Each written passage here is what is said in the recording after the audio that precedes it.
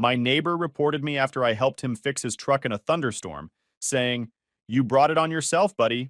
He thought he controlled everything until his son's meltdown, HOA suspension, and a city investigation forced him to face the consequences he tried to dump on me.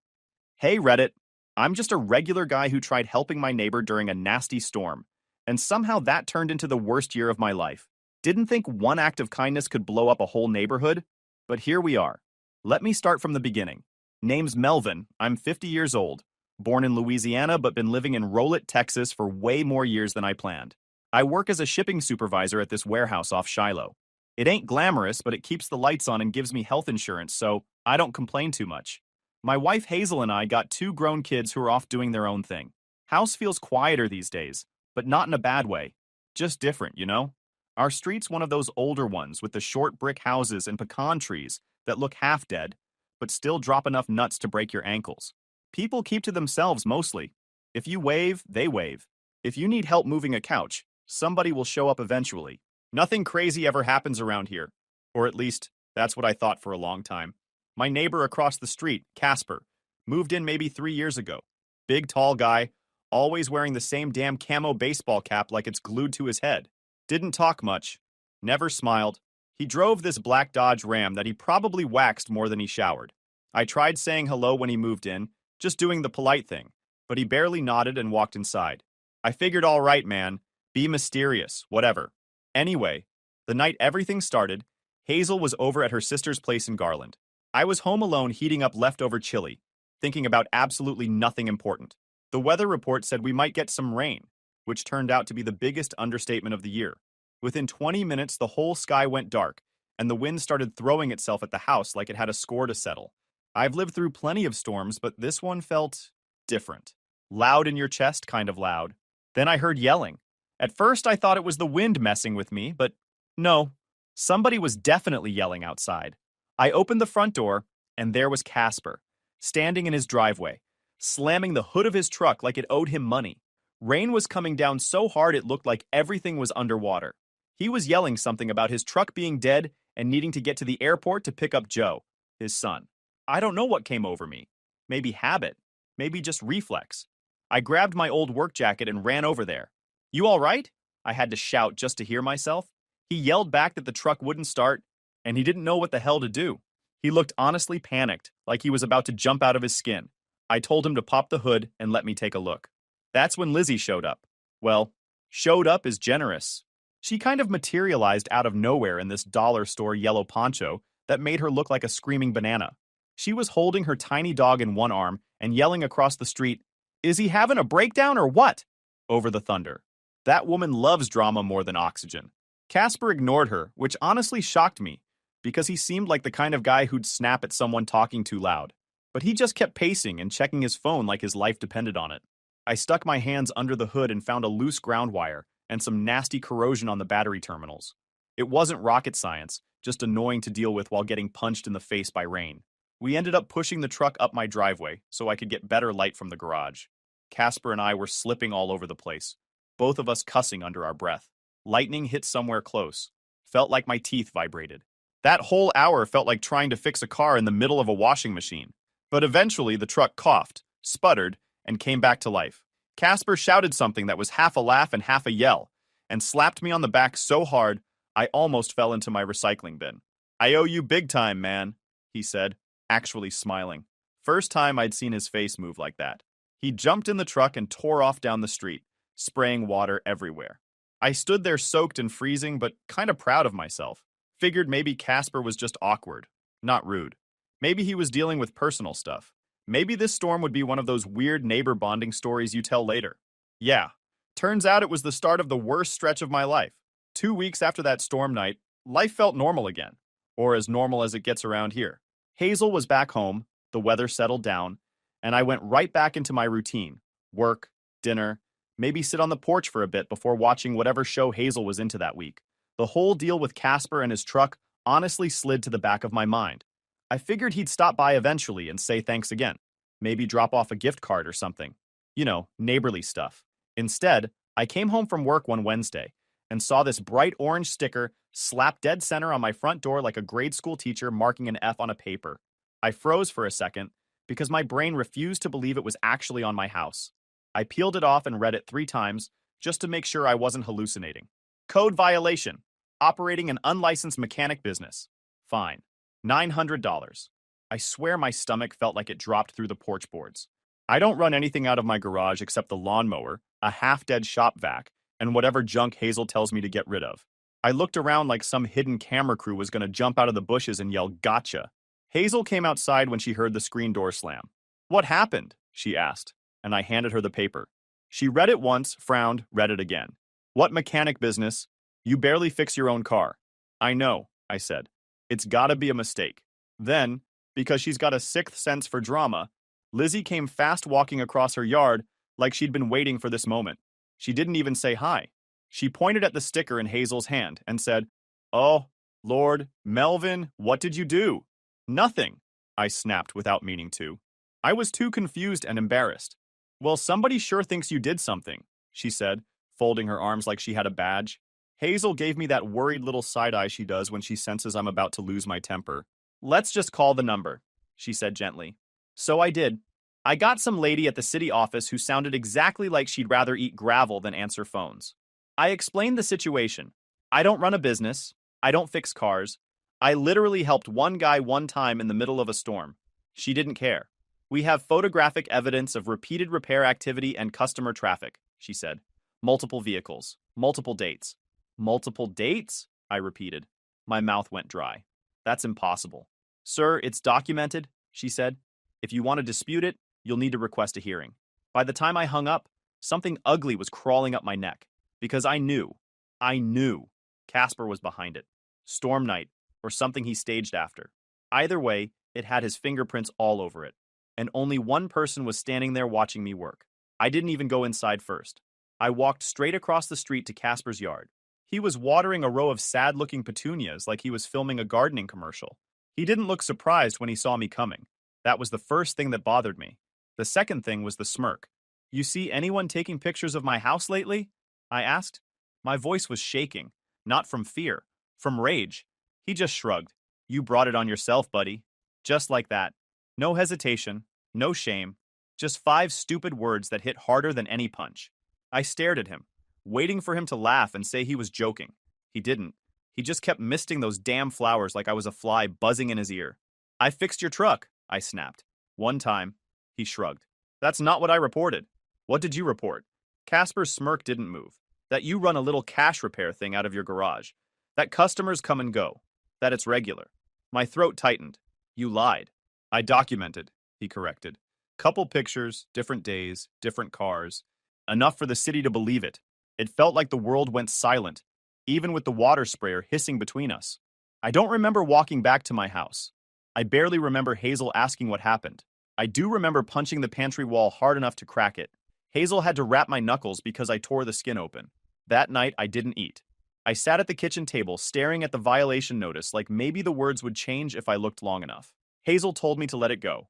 "We'll pay it," she said. "We'll be done with him." But all I could think about was Casper's face. That smug look. The way he acted like I was the problem. I didn't sleep. Not a minute. Every time I closed my eyes, I saw that damn smirk. The truck headlights cutting through the rain. His voice saying, "I owe you big time." Then 2 weeks later, he stabs me in the back.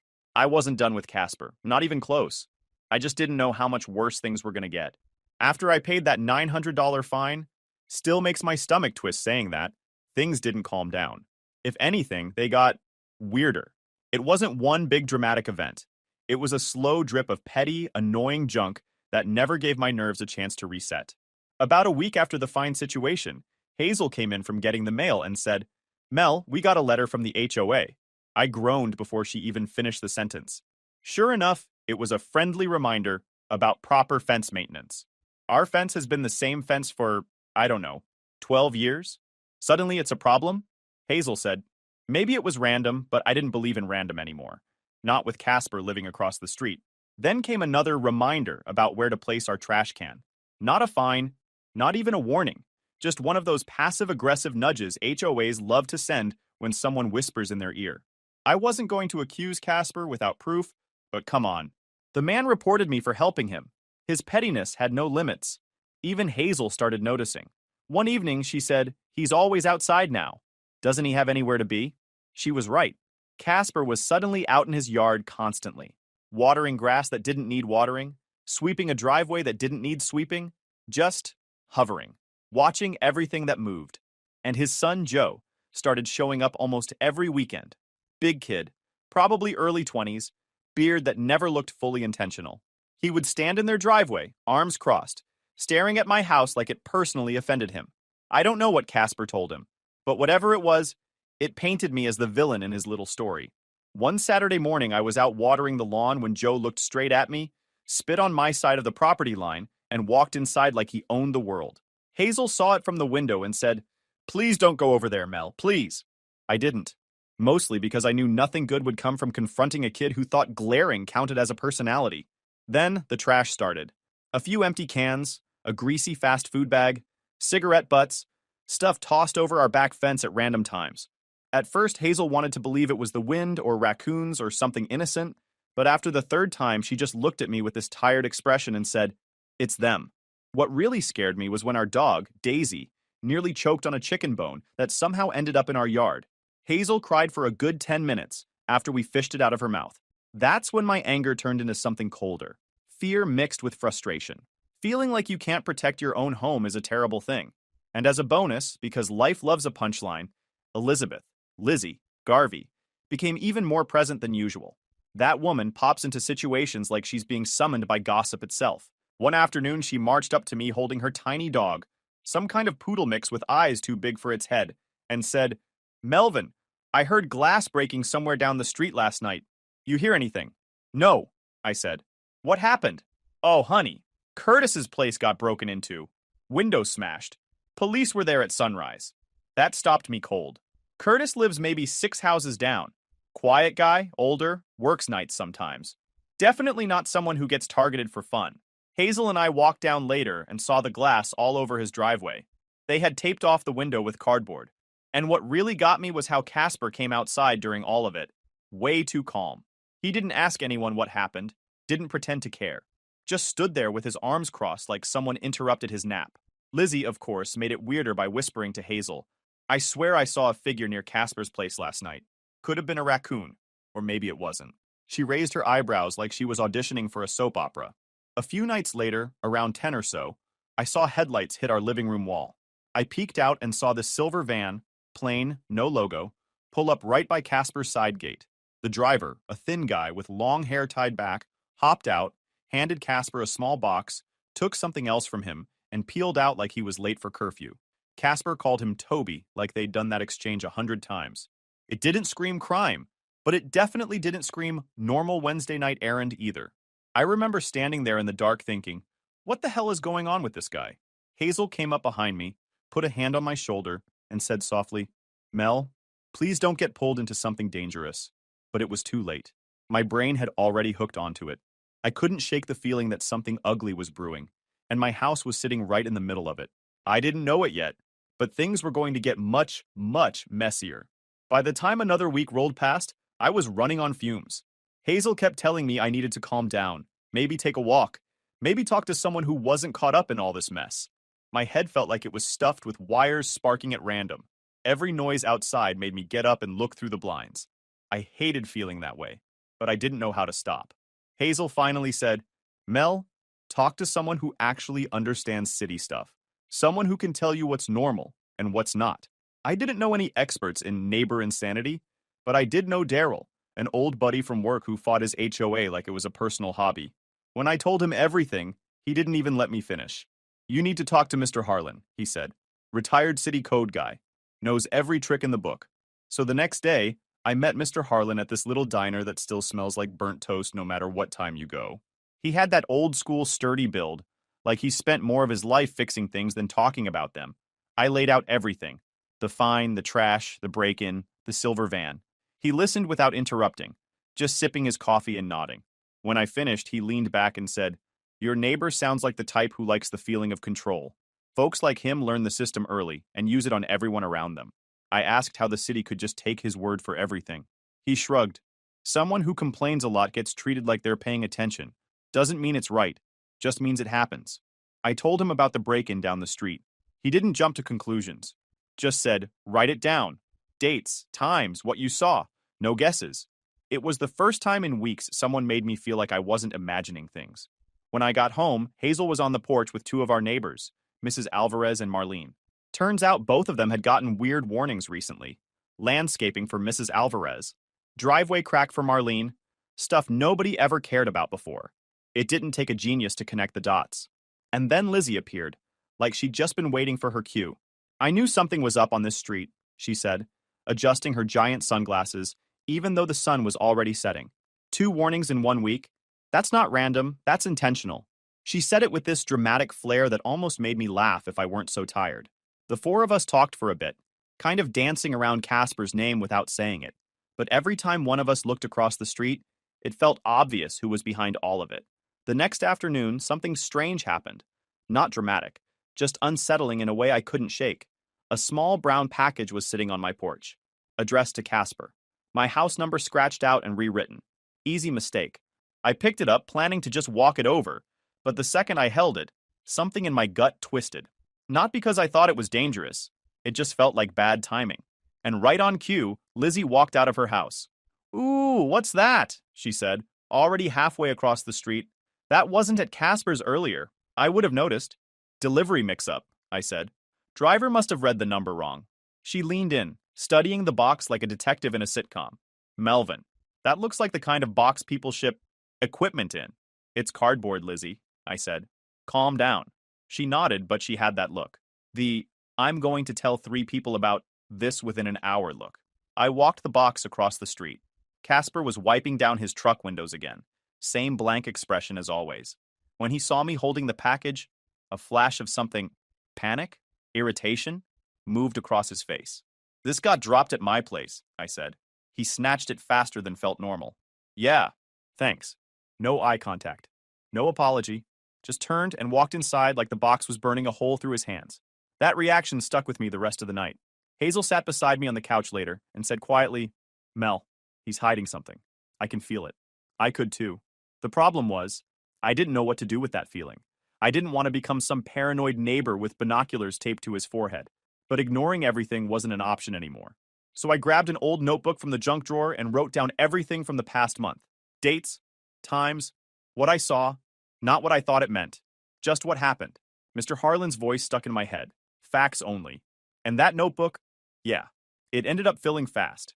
Because as much as I hoped the worst was behind us, things were nowhere near settling down. Not even close. By the middle of that next week, everything on the street felt tilted. Not fallen over, not blown up, just leaning in some direction it shouldn't have been leaning. You could feel it in the air. People were outside more, pretending to water plants or check mail they already checked an hour earlier. Folks kept glancing toward Casper's house like it was a wild animal crouched in tall grass. And for once, it wasn't just me sensing it. Mrs. Alvarez stopped Hazel one morning and said, He's watching everyone, not just you two. Every time I'm outside, I feel eyes on me. Hazel didn't even argue. She just nodded. That worried me more than anything. That evening, I came home from work to find Marlene standing in my driveway with a folder clutched to her chest like she'd stolen classified documents. I need to show you something, she whispered, before I even put my lunchbox down. She flipped open the folder and showed me copies of her code warnings, all filed within the same 2-week window. Landscaping. Driveway cracks. I've had this driveway since I moved in 13 years ago, she said. Nobody cared before now. Hazel stepped out onto the porch and gave me this look like, I told you we weren't crazy. But before I could even say anything, Lizzie appeared from behind the hedge like she literally grew there. I think she has secret tunnels. She had a giant binder under her arm, labeled Neighborhood Observations. Handwritten, in red marker. She held it up like she was holding the 10 Commandments. I've been keeping track, she said proudly. Hazel mouthed, oh no, behind her. Lizzie flipped the binder open and started rattling off dates she'd seen Casper yelling at someone on the phone outside, or when Joe sped off in his truck at midnight, or when strange cars sat across the street with engines running. Half the pages were color-coded. None of them made immediate sense. At one point she said, and on the 17th I heard a loud noise, but it could have been a possum, though honestly it felt like a human possum, you know the type. Hazel cut in gently. Lizzie, sweetheart, what's a human possum? Lizzie waved her hand. You know, someone sneaky. It was chaos, pure chaos. And somehow it was helpful. Because once we all calmed down enough to speak like humans again, we realized something obvious. None of these complaints or weird moments were random. They were clustered, tight little bursts of trouble, all orbiting around Casper like planets around a miserable sun. I suggested we talk to Mr. Harlan. Everyone agreed. So we met that Saturday morning at my kitchen table. Me, Hazel, Mrs. Alvarez, Marlene, and Lizzie, obviously, binder in hand like she was the official stenographer of the apocalypse. Mr. Harlan got there 10 minutes later, carrying his own folder. He's old school. No nonsense.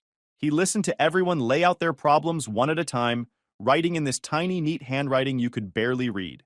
When Mrs. Alvarez showed her photos of the landscaping citation, he made this annoyed clicking sound with his tongue. "That's not even a violation," he said. "Someone just wanted her bothered." When Marlene held up her driveway letter, he nodded slowly. "Seen this tactic before. Serial complainers. They think if they keep everyone else in trouble, nobody will look too hard at them." Then Lizzie slid her binder toward him like she was passing him a priceless relic. "This is every suspicious thing I've noticed since January," she said, puffing up her chest. He opened it, blinked twice, closed it again, and said, "I appreciate the effort," in the same tone you use when a child hands you a drawing of a purple blob and calls it a horse. But even he admitted some of her notes were oddly useful. For example, she'd marked down a date she heard Casper arguing with someone in his driveway, late at night. And that happened to be the same night the silver van showed up at his back gate when I saw that exchange between him and Toby. When all the paperwork, warnings, complaints, notes, and memories were laid out on the table, the pattern hit us hard. Mrs. Alvarez whispered, "He's targeting us." Marlene nodded. "Every single one of us." Hazel rubbed her forehead. "Why, though?" Mr. Harlan shrugged. "Some people like control. Some people like being feared. And some people don't like anyone stepping anywhere near their business." We were all thinking the same thing. Whatever Casper was hiding, he really didn't want anyone paying attention. That would have been enough chaos for one day, but life apparently wanted more from me. Because that afternoon, as if summoned by the universe, Casper walked right up my driveway holding a store-bought pie. One of those kinds that look like they survived a rough trip in the back seat. He plastered on the fakest smile I've ever seen. "Thought we should clear the air, Melvin," he said. "Fresh start." Hazel stepped beside me. Lizzie peeked from behind her mailbox like a gremlin. Casper kept talking. Big speech about misunderstandings and neighbors needing harmony. Every sentence felt like sticky syrup poured over sharp glass. He didn't apologize. He didn't mention the fine. He didn't explain anything. He just wanted to act like none of it ever happened.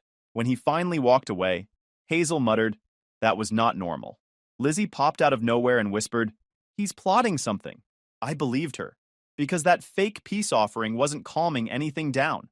It was gasoline. And the fire was coming. Everything happened at once, like the universe hit some messed up fast-forward button on our lives.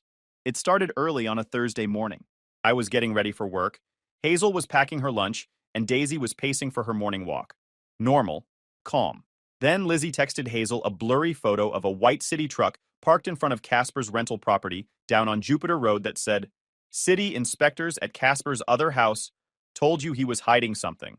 She also included a blurry photo she must have taken from God knows where. Probably climbed onto her roof like a raccoon with a camera. 10 minutes later, Hazel got another text. "They're going inside. This is big."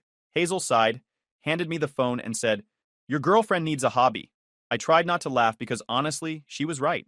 Lizzie thrived in chaos like a plant that only grows in wildfire ash. By lunchtime, the whole street was buzzing. Curtis's wife came by to tell Hazel she heard the city found several violations at the rental.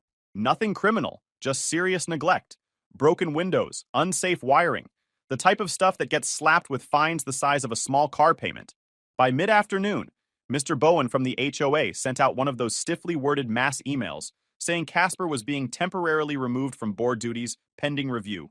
Translation: they finally noticed he was the problem, not the hero he pretended to be. Honestly, I thought maybe, finally, the pressure would make Casper slow down. But no, he cracked. Around 6 in the evening, I was grilling chicken in the backyard when Hazel ran outside saying, "Mel, you need to come see this." She pointed across the street where Joe was in full meltdown mode, screaming at Casper in the driveway. "You never listen to me," Joe yelled. "You ruin everything. This is your fault, not mine." His voice cracked like he'd been holding this in for months. He threw his hands around, pacing in circles. Casper kept trying to shush him, but Joe slapped a broom out of his hand and yelled even louder. Neighbors began stepping outside like it was a block-wide fire drill. Marlene peeked through her blinds. Mrs. Alvarez stood on her porch, hugging her sweater. Curtis leaned on his railing. And then there was Lizzie, crouched behind her mailbox, filming on her phone while whispering dramatic commentary like she was narrating a nature documentary. The tension is escalating. She whispered loudly enough that half the block heard her. After a few minutes, Joe stormed inside and slammed the door hard enough to shake dust off my gutters. Casper stood frozen for a good 10 seconds, then silently followed him in. The whole block held its breath. Hazel finally exhaled and said, "I'm going for a walk. I need to clear my head." About 5 minutes later, Daisy barked. The startled bark, not the playful one. I stepped onto the porch and saw Hazel at the edge of our driveway, and Casper standing a few feet in front of her. She hadn't gone looking for him. They just ran into each other when she rounded the corner. Casper must have been outside pacing, trying to cool off after Joe's meltdown. Hazel's posture was calm, but her voice carried this steady strength I hadn't heard from her in a long time. "Casper," she said, "we need to talk." He looked genuinely caught off guard. Hazel didn't wait. "You've dragged my family into whatever mess you're dealing with. You made Melvin feel unsafe in his own home. You've caused stress for the whole neighborhood, and you don't get to do that." Casper blinked, stunned silent. Hazel didn't yell. She didn't step toward him. She just stood there, Daisy at her feet, completely steady. "You need to stop," she said. "Now." Casper opened his mouth like he wanted to argue, then closed it again. Finally, he muttered, "I didn't mean for it to get this bad." Hazel shook her head. "Intent doesn't fix anything." And she walked away. Casper stayed rooted on the sidewalk like someone unplugged him. Hazel reached me on the porch, face calm, but hands trembling a little. "I'm done letting him push us around," she said. Before I could even answer, Lizzie suddenly appeared. I swear she teleports, carrying a bright pink folder labeled Block Watch Group, version 1.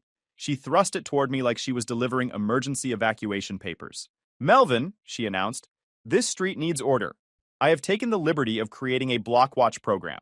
Inside the folder were handwritten schedules, little maps, slots for night observations, and laminated index card badges with titles like Neighborhood Observer and Traffic Vigilance Lead. She said Curtis would monitor late evenings, Mrs. Alvarez would cover backyards, and I was apparently her second in command. "I didn't agree to," I started. "You already did," she said, as if that settled everything. Then she stomped off to distribute more flyers, nearly tripping over her tiny dog in the process. And somehow, unbelievably, the day wasn't done. Around 10 that night, I stepped outside to lock the truck. Casper was standing at the bottom of my driveway, hands shoved in his pockets, face pale and exhausted. He looked up at me like someone finally ready to admit something he'd buried too long. "Melvin," he said quietly, "we should talk." He opened his mouth, then stopped. Like the words got stuck halfway up. His eyes flicked past me, toward the dark houses, the curtains that were probably moving. "Not out here," he muttered. He swallowed hard. "Tomorrow, when it's light." Then he turned and walked back across the street, shoulders tight like he was carrying something too heavy to set down. And I didn't know it yet, but what he was going to tell me the next day would change everything I thought I understood. The morning after Joe's screaming match, the whole street felt hungover. Not from anything anyone drank, but from everything that got thrown into the air the night before. Even Daisy walked around slow, like she didn't trust the quiet. Hazel made coffee and slid my mug across the table. "You okay?" she asked. "I think I'm still catching up to what happened yesterday," I said. Honestly, the whole block probably felt the same way. You could tell just by looking outside. Nobody was mowing or sweeping or walking their dog. Just silence, curtains shifting every now and then, everybody waiting to see what came next. Hazel and I took Daisy for a walk mid-morning. Casper's house was closed tight, blinds drawn like he was trying to hold the world out.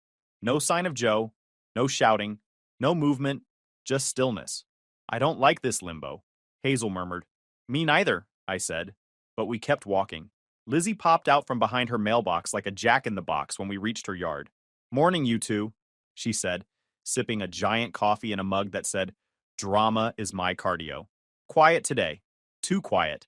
Hazel gave me a look that clearly said, "Please don't encourage her." We chatted a bit, mostly Lizzie chattering, then headed home. The day passed without anything wild happening. No yelling, no strange cars, no new complaints taped to my door. It was almost unsettling how normal it felt. That night, Hazel and I ate dinner and watched some show neither of us really paid attention to. It felt good, simple, calm. We went to bed without checking the windows, which was a small victory by itself. The next day was when things shifted. It was late afternoon. Hazel was watering the front flowers, and I was messing with a loose hinge on the screen door. The sun had that soft, warm look it gets when the day is winding down. A breeze carried the smell of someone grilling a few houses over. That's when Casper's front door opened. Not fast, not loud, just open. He stepped outside slowly, wearing the same tired expression I'd seen after the meltdown, but softer somehow, like the edge had been sanded down overnight. He glanced around the neighborhood first, checking who was watching. Then he saw Hazel and me in our yard. He hesitated, like he might go back inside, but instead he squared his shoulders a little, walked to the edge of his driveway, and stood there. Hazel looked at me with a quiet little nod, the kind that meant, "Go on, hear him out if you want." So I walked toward the sidewalk, not close enough to invite anything personal, but close enough to show I wasn't looking for another fight. Casper cleared his throat. "Can we talk?" he asked. Unlike the night before, he didn't look desperate, just done with pretending. "Yeah," I said. "What's on your mind?" He shoved his hands in his pockets, stared at the pavement for a second, then said, "I owe you an explanation." I didn't say anything. I wanted him to get there on his own. He took a breath. "I messed things up.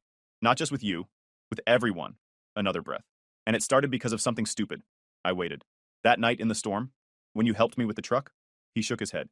"I felt small, weak, like I couldn't handle my own life. And you just fixed it. No hesitation." "Casper," I said quietly, "that's not something to be ashamed of." "Yeah," he said, but not like he believed it. "Maybe for you, not for me. My son already thinks I'm unreliable. My ex says it too. And then you're there, saving my night without even blinking." He looked up finally, eyes tired but honest. "I didn't want to owe you. I didn't want to need help, so I convinced myself you crossed a line, filed that complaint, told myself I was protecting my space." He snorted bitterly. "Truth is, I was protecting my ego. It wasn't dramatic. It wasn't emotional. It was just a man telling the truth he'd been choking on for too long." "What about everything after?" I asked. "The trash, the complaints, the way you cornered the whole neighborhood." He rubbed his face with both hands. "I kept doubling down. Every time I felt embarrassed or caught, I'd lash out. Joe followed my lead. Things spiraled. I wasn't in control anymore. I was just reacting. That van you saw, the silver one," he said, like he already knew exactly what I meant. "Toby's a guy I used when I didn't want my name on things. He helped me file complaints the right way. Told me what words to use, what photos the city takes seriously, how to make it look like a pattern." He swallowed. "I thought I was being smart. I was just being ugly." Hazel stepped a little closer then, Daisy sitting at her feet. Casper noticed, but didn't flinch away. "I'm leaving," he said. "City's on me about the rental. HOA's done with me. I've made a mess here, a real one. And the truth is, I can't fix what I broke. Not here." He swallowed like the words physically hurt. "I just wanted to say, you didn't deserve any of it. It wasn't a good apology, not a polished one, not the kind you script, but it was real, clumsy and human." I nodded. "Thank you," I said quietly. "That's all I needed." Casper stood there for another moment, then turned and walked back to his house. Slow, but lighter somehow, like he could finally put something down. 2 days later, a moving truck showed up. He didn't come say goodbye. I didn't expect him to. But he looked over once before he got into his truck. Not a wave, just a look. Enough. By sunset, he was gone. The neighborhood breathed again. Hazel and I took Daisy for a walk that evening. Curtis waved. Mrs. Alvarez smiled. Even Lizzie kept things mild, saying only, "Well, peace has returned to the kingdom," which honestly felt like restraint for her. Over the next week, fences got fixed, bushes trimmed, conversations reopened. People started looking each other in the eye again. And for the first time in weeks, I felt like I could breathe. If you enjoyed this video, please hit that subscribe button. It really helps the channel and help us bring you more and better stories. Thanks. Stories. Thanks. Stories. Thanks. Stories. Thanks.